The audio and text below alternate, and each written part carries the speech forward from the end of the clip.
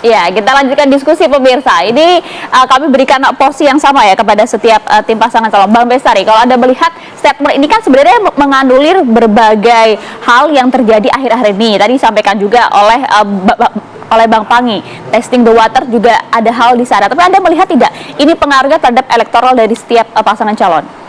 Hari ini kita sama-sama menyaksikan letupan-letupan sudah terjadi, mahasiswa bergerak memblokade jalan. Kemudian kampus-kampus bertebaran menyatakan sikap yang memprotes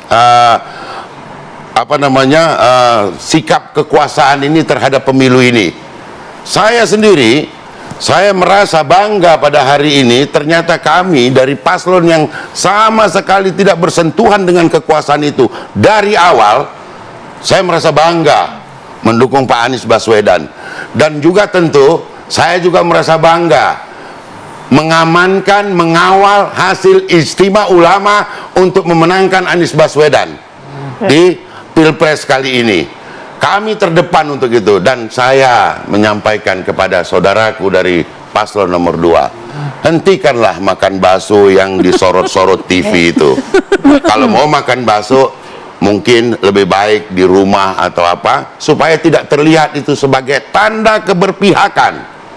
Saya kira itu yang ingin saya sampaikan. Mudah-mudahan pemilu ini menghasilkan pemimpin yang terbaik yang membawa perubahan bernama Anies Baswedan. Harapan saya. Silakan Mas Rio tadi menanggapi. Ya, mungkin Bang Bestari mungkin lupa kalau Partai Nasdem itu sebenarnya masih bagian dari pemerintahan. Justru kami keberatan Pak Presiden kami yang kami dukung itu dibawa-bawa ke salah satu paslon.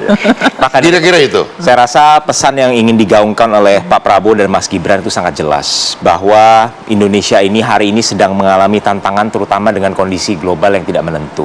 Kita berbicara tantangan perubahan iklim yang mempengaruhi produksi pertanian yang bahkan kita sudah merasai sendiri.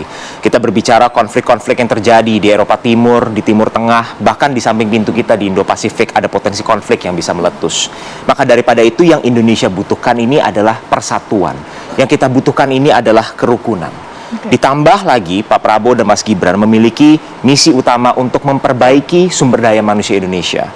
Karena berulang kali telah diucapkan oleh Pak Prabowo bahwa investasi terbaik yang dapat dilakukan oleh bangsa Indonesia adalah ketika kita bisa berinvestasi untuk anak-anak Indonesia. Agar anak-anak kita kuat, anak-anak kita cerdas, sehat, dan mampu bersaing dengan anak-anak negara manapun. Maka daripada itu, salah satu program unggulan dari Pak Prabowo dan Mas Gibran adalah memberi makan siang dan juga susu untuk siswa, juga bantuan gizi untuk ibu hamil untuk mencegah stunting. Ini semua dilakukan demi kita menyambut Indonesia Emas 2045, bukan hanya dari bangku penonton, tapi kita akan lakukan dengan tangan kita, dengan keringat kita sambut dan kita songsong Indonesia Emas 2045. Tapi pernyataan dari sikap Pak Presiden ini menurut Mas Rio akan berpengaruh terhadap elektoral masing-masing paslon nggak? Saya rasa itu ada kekhawatiran itu nggak? Saya rasa itu kembali lagi ke masyarakat. Hari ini yang tidak dapat dipungkis adalah approval rating dari Presiden Jokowi itu selalu berada di angka 70-80%. Itu yang perlu dicatat. Memang rakyat ini puas dengan Presiden Jokowi, dan yang paling penting berarti adalah rakyat menginginkan keberlanjutan dari fondasi-fondasi yang telah dibangun oleh Presiden Joko Widodo. Dan memang misi keberlanjutan itu hanya ada di paslon 02. Bang Emrus? Baik, saya pikir kalau kita bicara krisis pangan, waktu itu kan Pak Joko Widodo sudah mengantisipasi akan terjadi krisis pangan begitu ya, maka dibangunlah food estate. Tapi kita lihat apa hasil food estate. Food estate. Ya, food estate itu. Di wood estate. Dan gitu. Oleh karena itu maka boleh dikatakan ya program itu kan gagal. Kenapa? Tunggu sebentar. Ini soal pernyataan Presiden dan ditanggapi juga soal program-program dan lain sebagainya. Ya, artinya saya mau menanggapi yang dia katakan itu soal pangan tadi. Kekhawatiran akan berpengaruh terhadap elektoral masing-masing paslon? Saya kira tidak. Kami tetap optimis. Kenapa? Kan survei sekalipun dilakukan oleh para survei, tanda kutip saya buat ya, survei konglomerat lah gitu ya. Jadi tanda kutip. Survei konglomerat. Jadi karena mereka ini bisa saja dalam hasil-hasil survei mereka salah satu yang tidak dikatakan penyandang dananya. Pak Prabowo pernah mengatakan bahwa survei itu tergantung yang bayar. Silakan diklik, keluar itu. Jadi oleh karena itu pandangan Pak Prabowo loh.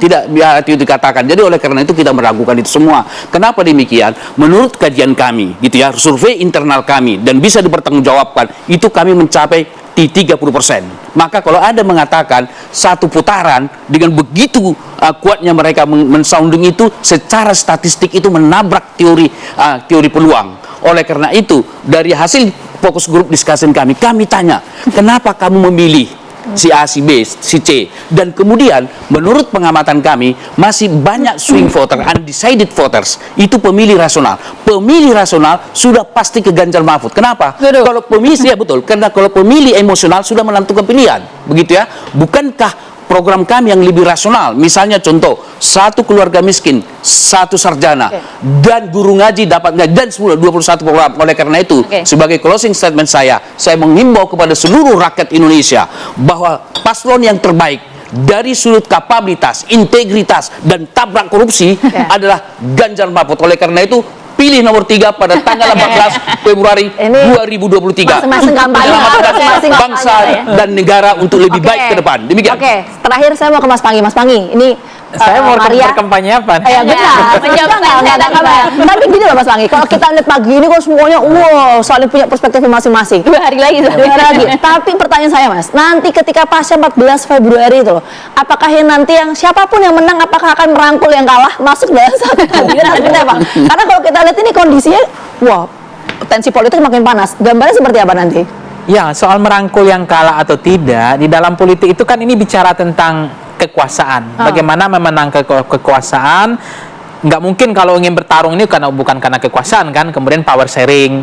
Nah, tentu siapa yang akan melebur, siapa yang akan menyatu, siapa yang akan berkoalisi, tentu tergantung nanti persamaan kepentingannya apa dulu. Tapi sejauh ini potensinya besar nggak? Potensinya ada. Bersanding, istilahnya politik kan begitu tuh. Iya, artinya semuanya potensinya besar sekali ya. Kan nggak mungkin mereka, apalagi kalau merasa udah sama-sama kalah ya, ada peluang untuk bisa menyatu ya, ada mungkin misalnya ketiganya punya peluang untuk melebur, karena memang pertarungan kita kan basisnya bukan ideologi lagi, bukan pertarungan basis idealis, tapi ini kan lebih transaksional, pragmatis, walaupun ada programnya, ada juga ide-ide dan seterusnya, pikiran-pikiran, tapi semuanya akan lebih cair, akan lebih dinamis.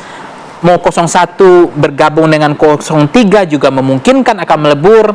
Nanti apakah 02 ke 01 atau 02 ke 03 juga memungkinkan juga. Karena ini semuanya tergantung bagaimana nanti titik kepentingannya di mana. Kalau memang mereka ingin menang harus bersatu, ya harus bersatu, meskipun ya misalnya nih PDIP sama PKS hampir sulit diprediksi oleh orang karena rentang blok ideologinya jauh sekali antara kanan dengan kiri, antara abangan dengan konservatif misalnya ya. Tapi kita nggak tahu ini.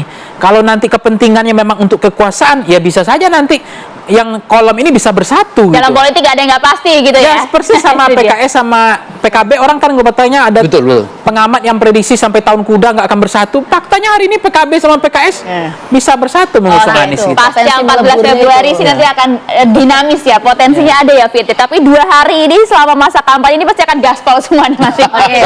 Ya, terima kasih banyak Pak Bestari. Bang Rio, Bang Agus, terima kasih banyak semuanya.